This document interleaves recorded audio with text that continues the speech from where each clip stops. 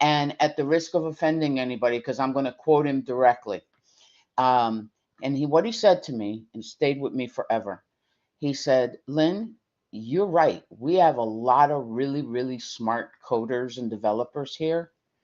But what we don't have is leaders who understand how the business Yeah. Yeah. actually uses the technology For and can sure. call bullshit when they want something they don't need and we could solve a different way. Sure. And I remember just laughing and going, "Oh well, hell, I can do that all day." So Right. that's why Right. I got the job at City.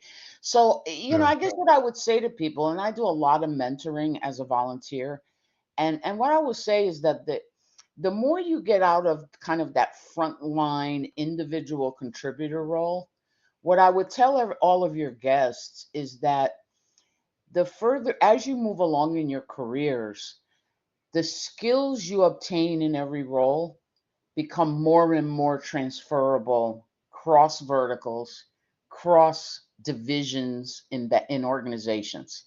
For sure.